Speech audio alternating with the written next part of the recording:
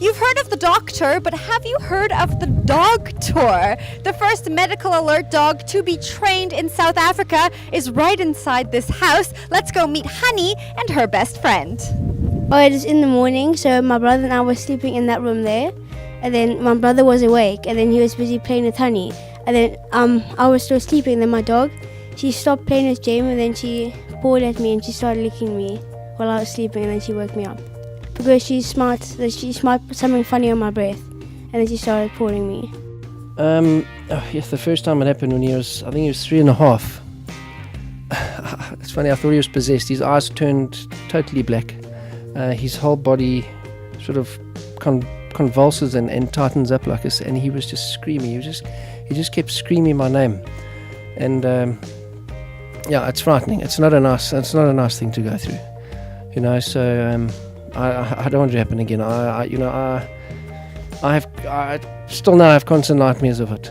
It's a cotton bud with my saliva on it. So I take it with my sugars at either 3.0 or up to 3.9. So what we do, I either do random checks where I just take the swabs out the fridge and I put the lid on, and I just sit and relax, and Honey has to try to pick it up. And I mustn't say anything. It doesn't matter how long it takes. She has to pick it up by herself. Then I either do that, or I do the scent wheel, where I put the swabs on the wheel and I spin it, and then she has to find the right one. She has to pull and she has to lie down. Or I have to hide around the house. Honey has to go. We have to let it off the lead, and we have to go find it, and she has to go find it. Honey is a real character. She's I must say, this year I've learned a lot from working with her, that not all dogs are robots and easy to train 1, 2, 3. She's probably tested us in as many ways as we're going to be tested with this program. But she's an amazing dog. She's got such a sweet nature, and we really saw her blossom when she got settled in with the family and was able to bond with Duncan. Then we really saw her character blossom, and her willingness to work especially. It really is an additional help. When I can't be around, or Greg, then at least Duncan has somebody that's looking out for him. It may not work all the time, and we understand the fact that it's a dog and there will be good days and bad days, and some days she might not pick it up, but at least there's that little bit of extra help that is there that could help us. In the beginning she was very distracted by all kinds of things. People, bunny rabbits at the training school. We had a few laughs with her. But just now that she's able to detect the sample on Duncan when they're getting out of the car, when they arrive at school, that's a very good sign to know that she's on the right path.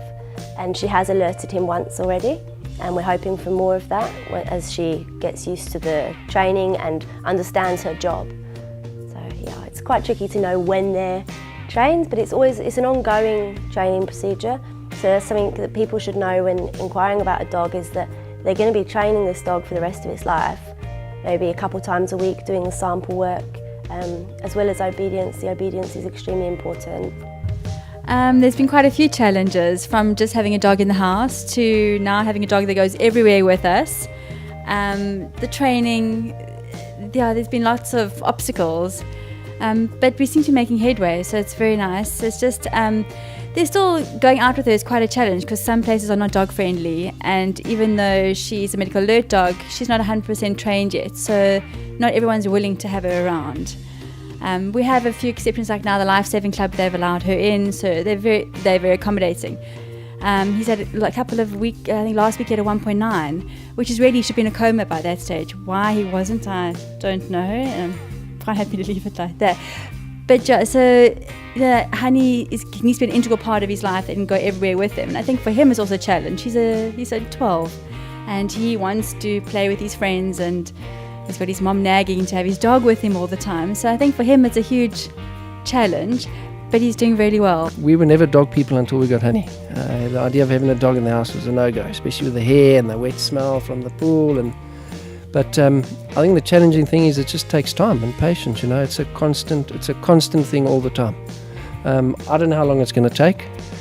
We certainly are making progress. But yeah, it's I reckon another year, 2 years. It all depends. It also all depends on how quickly Honey's picking it up. She's picking it up, some days she just doesn't want to work, which is fine. I mean, but it's a constant thing. It's an everyday thing. There's no letting off or relaxing or saying we won't do it today, we'll do it tomorrow. We have to do it all the time.